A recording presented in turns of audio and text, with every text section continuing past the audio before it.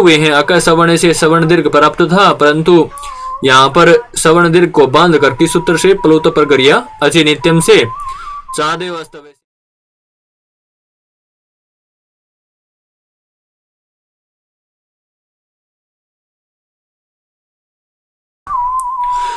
ओम नमस्ते जी। आज का हमारा विषय अच संधि के भेद प्रकृति भाव के मय उयो व नियम से प्रारंभ होगा। किससे होगा? मय उयो व नियम से, वो व नियम से। अर्थात क्या कहता है? मय से उत्तर उय, उ के स्थान पर विकल्प से व आदेश होता है, अच परे रहते। किसके स्थान पर? उ के स्थान पर व आदेश होता है। ठीक है। अब हमारा उदाहरण क्या है? किम वुक्तम। किम वुक्तम क्या कहता है? क्या कहा? अर्थ तो ये हो गया इसका, किम प्लस उ प्लस उक्तम, इसको संधि विच्छेद करेंगे तो ये आ गया हमारे पास। अक सवर्ण दीर्घ से सवर्ण दीर्घ प्राप्त है। प्लुत प्रक्रिया च नित्यम सूत्र से क्या होगा? सवर्ण दीर्घ को बाध कर चादयो अस्तवे सूत्र से ऊय की निपात संज्ञा हो जाएगी। क्या हो जाएगी? ऊय की निपात संज्ञा हो जाएगी। अब जब निपात संज्ञा हो जाएगी तो एक सूत्र हमने पढ़ा था, निपात एका जनांग। क्या पढ़ा था? निपात एका जनांग। तो उसमें क्या किया था? एकाच निपात होने से प्रक्रिया संज्ञा भी है और इसलिए अच परे रहते प्रकृति भाव भी होगा, है, दोनों कार्य होंगे।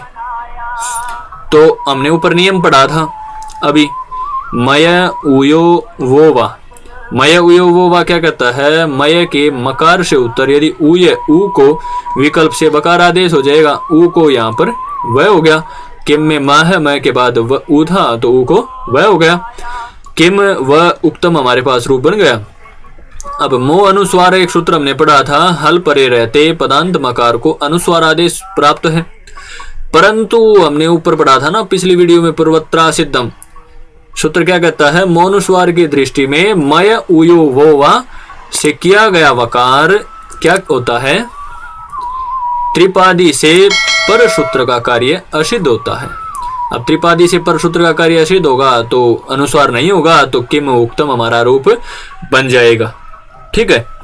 इसी प्रकार जब किमु प्लस उक्तम बनता है उसमें भी देख लेते हैं। किमु प्लस उक्तम में नियम वही लगे हुए हैं। अक सवर्ण से सवर्ण दीर्घ प्राप्त था, परंतु यहाँ पर सवर्ण दीर्घ को बांध कर किस सूत्र से? प्लुत प्रक्रिया अचि नित्यम से चादेव अस्तवे से क्या किया? उय की निपात संज्ञा कर दी। निपात एका जनांग सूत्र ने क्या कर दिया? यहाँ पे प्रक्रिया संज्ञा भी कर दी और अच परे रहते प्रकृति भाव भी कर दिया है। फिर हमने ऊपर यहाँ नियम कहां से शुरू किया था? मय उयो वो वाह सूत्र से। तो वो भी क्या कहता था? मय मकार से उत्तर यदि उय, उ को विकल्प से वकार आदेश हो जाएगा। अब वकार आदेश कब होगा? वो विकल्प से होगा और यहाँ पर वो नहीं होगा, क्योंकि एक बार होगा और एक बार नहीं होगा। अब मो अनुस्वार से अनुस्वार की प्राप्ति थी, अब उसको भी अनुस्वार का भी यहाँ पर ना हो पाया, अनुस्वार भी नहीं हो पाया। क्यों नहीं हो पाया? ऊपर हमने पढ़ा था पूर्वत्रा असिद्धम। तो पूर्वत्रा असिद्धम भी जब मकार का अनुस्वार नहीं हुआ तो वो हमारे पास शेष था। ये किमु प्लस उक्तम हमारा रूप बन जाएगा प्रकृति भाव के साथ, है?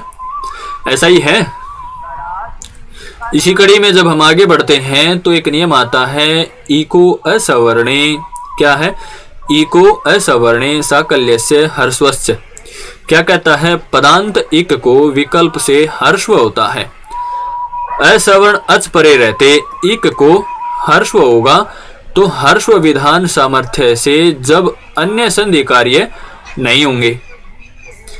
अब चक्री प्लस अत्र, ठीक है, चक्री प्लस अत्र हमारे पास है। तो चक्री प्लस अत्र ई को यणची से यहाँ पर यणादेश प्राप्त था, उसको बांध कर ई को असवर्णे साकल्य से हर्षवस्य सूत्र से पदांत इक अर्थात जो दीर्घ ई था उसके स्थान पर अवर्ण अच परे रहते इक दीर्घ ई को हर्षो इकार आदेश हो जाएगा। तो हर्षो इकार हो जाएगा तो चक्री प्लस अत्र, चक्री अत्र हमारा बन जाएगा। इसी प्रकार चक्रत्र है, यहाँ पर यण संधि हो जाएगी, चक्रत्र हमारा हो जाएगा। ठीक है। ये भी चक्रत्र हमारा बन जाएगा। इसी प्रकार आगे एक वार्तिक आता है नए समासे। अब नए समासे क्या कहता है ये देख लेते हैं। ऊपर हमने एक सूत्र पढ़ा था ना, इको असवर्णे साकल्यस्य हर्स्वस्य। सूत्र से अवर्ण अच परे रहते पदांत इक के स्थान में विहित हर्स्व समास में नहीं होता। ठीक है, विहित हर्स्व समास में नहीं होता। अब उदाहरण क्या है, वाप्य सह, वाप्य सयः। अब उदाहरण जब हम इसका देखेंगे समास के अनुसार करेंगे तो वाप्य सह ये लौकिक विग्रह हो गया, वापी गी अश्व सु ये अलौकिक विग्रह हो गया। अब यहाँ सप्तमी सौंडई से समास की प्राप्ति है। प्रातिपदिक संज्ञा कर देंगे कृत तद्धित समासाश्च से, और सुपों का लुक कर देंगे सुपो धातु प्रातिपदिकयो सूत्र से। अब जब सुकों का लुक हो जाएगा तो इको असवर्णे साकल्यस्य हर्स्वस्य। सूत्र से पदांत इक अर्थात ई से उत्तर दीर्घ ई है वापी में। अवर्ण अच अर्थात अपरे रहते साकल्य से आचार्य के मंत्र में विकल्प से हर्स्व आदेश प्राप्त था, जिसका समास में मध्य होने के कारण नए समासे वार्तिक से निषेध हो गया। अब वापी दीर्घ ही रहेगा। अब वापी दीर्घ रहेगा तो ई को यणसी सूत्र हमने पढ़ा था, यहाँ पर यणादेश हो जाएगा। ई को क्या हो जाएगा, ये हो जाएगा। अब ई को जब ये हो जाएगा तो वाप प्लस ये प्लस अश्व हमारे पास बनेगा, तो वाप्य से ये बन जाएगा हमारा रूप वाप्य स्व। ठीक है, स्व द्युत्पत्ति विभक्ति कार्य यहाँ हो जाएगा, सु आदि जो कार्य होंगे। ठीक है, तो हमारा रूप वाप्य स्व बन जाएगा। इसी कड़ी में आगे एक नियम आता है अचोरहाभ्याम द्वे। अचोरहाभ्याम द्वे क्या कहता है, अच्छे उत्तर जो रेफ अथवा हकार उससे उत्तर यर को विकल्प से द्वित्व होता है। ठीक है, अब हमारे रूप क्या है, गौर्ययौ अर्थात गौरी प्लस औ। यहाँ पर यनादेश हुआ, ई को ये हो गया, गौर प्लस ये प्लस ओ, तो अचोरहाभ्याम द्वे से अच परे अच्छे उत्तर रेफ तथा उससे परे यर को विकल्प से द्वित्व हो जाएगा। तो गौर प्लस यर प्लस य तो ओ, तो इनको मिला देंगे तो गौर्ययौ बन जाएगा। ठीक है, इसी प्रकार आगे एक नियम आता है ऋत्यक। क्या नियम है, ऋत्यक। ये हमारा अंतिम नियम है। ऋत्यक क्या कहता है, हर्स्व ऋकारांत परे रहते पदांत अक को साकल्य से आचार्य के मत में विकल्प से हर्स्व प्राप्त है। अब ब्रह्म ऋषि हमारे पास उदाहरण है, तो ब्रह्मा प्लस ऋषि, ब्रह्मा प्लस ऋषि से आद गुण से गुण की प्राप्ति है। इसको बांध कर ऋत्यक है सूत्र से क्या होगा, अक अकार के स्थान पर विकल्प से हर्स्व आदेश हो जाएगा। ब्रह्मा में आ है तो इसको ब्रह्म बन जाएगा, हर्स्व आकार हो जाएगा, तो ब्रह्म प्लस ऋषि हमारा रूप बन जाएगा।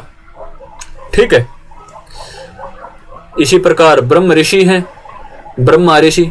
ठीक है, एक बार आप इसको करके देखिए ब्रह्मा ऋषि को, ब्रह्म ऋषि को।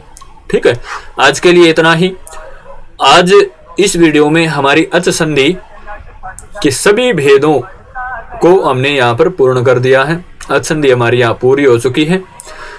आज के लिए इतना ही। अगली वीडियो में हम आपके साथ फिर मिलेंगे। धन्यवाद।